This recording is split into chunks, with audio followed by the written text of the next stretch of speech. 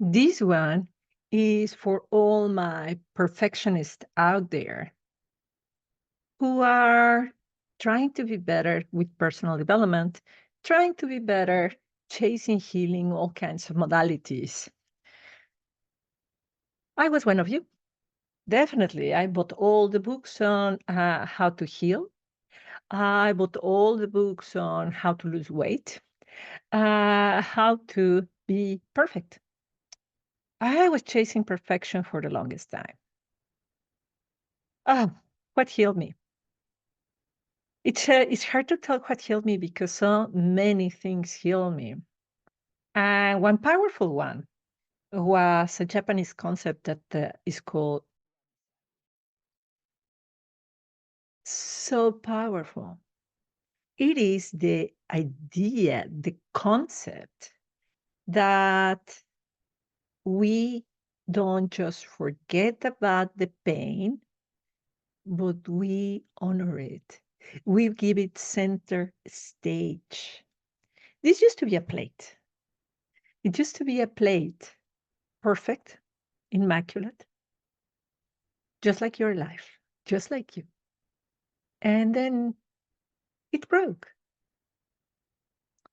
And instead of me saying, whoop, I just throw away the pieces, what I did is that I glued it with gold, uh, gold-like glue, but Japanese will glue it with real gold.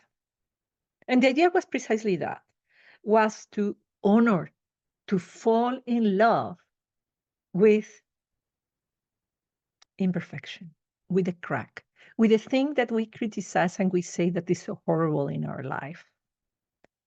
So what I'm going to invite you in this video to do is to think with me, what are those elements in your life that are like cracks that you want to hide, that you rather don't have? I want to invite you to honor them, to glue them with love, and not precisely to have a life that is fully complete, but to have a life that is real. You see, this new version of the plate has a hole, and maybe now you can see it better when I put it against my hair, because I put it here. It doesn't look. But if you see it has a hole. It's no longer a plate that you can eat, but it reminds me that the imperfection of this plate makes it perfect. It used to be a plate, now it's a work of art. So let's reflect in the next few minutes about your life and what happened to you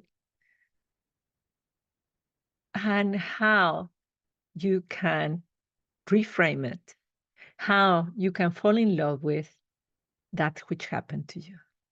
I have 3 examples of my life. Example number 1 is I got ill. I had the chickenpox. It is this illness that you get dots everywhere, and it's really painful, and you need to scratch. And I was just really scarred for a long time. I was weeks full of these scars all over my body. And I really thought that I was the least attractive girl in the entire planet, particularly because I was young. I was 30 something or 20. No, I was 30 something, 32, I think. And, lo and behold, I found this guy who said that I was more beautiful than before because of my scars. So is there something in your beauty that you criticize? Your wrinkles, your gray hair, scars, if you had a baby, your tummy. Is there something that you criticize yourself and maybe it's actually giving you character? And that identity of being an older woman, a well-traveled woman, a mother, can you actually glue it with love at this moment? Can you decide that you want to glue it with love at this moment? Second example is tough. This one is very sad because it's about miscarriage. I had a miscarriage.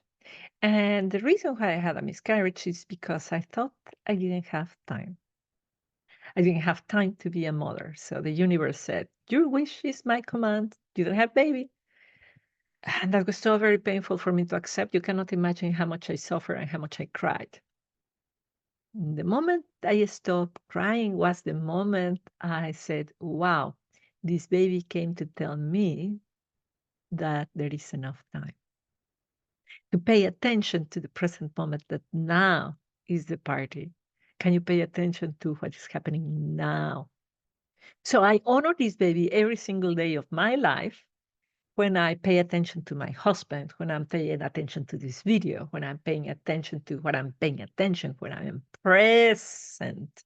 So this baby is just the constant reminder of being in the present moment. I love my baby all the time.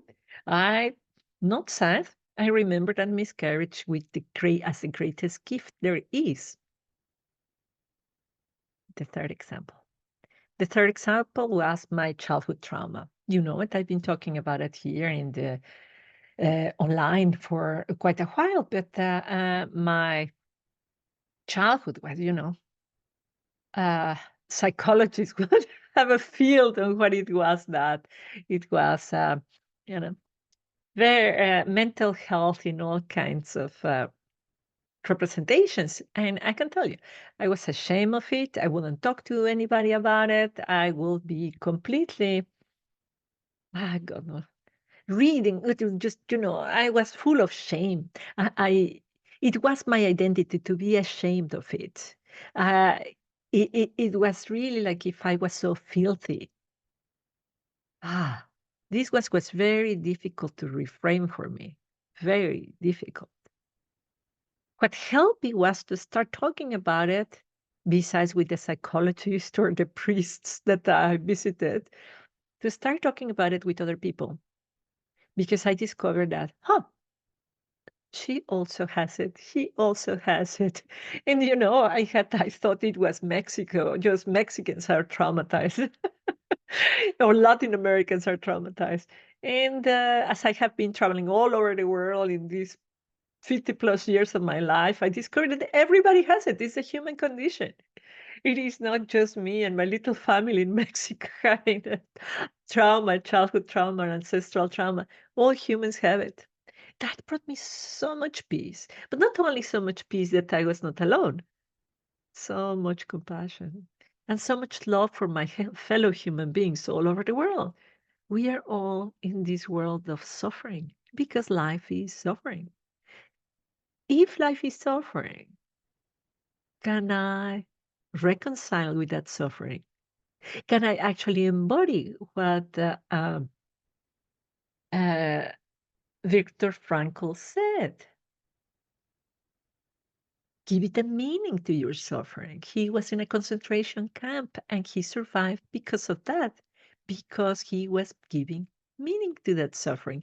He was putting gold in his wounds, in his cracks.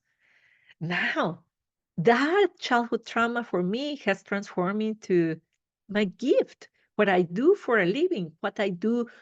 Oh, God, you cannot imagine when I talk to people and tell me, your words are healing me. This is just so much more valuable than any money that they could pay me. Make it gold. Anything that has happened to you in the past, anything, particularly that dark chapter, that big crack that split you in two. Honor it. Let it go. Mm.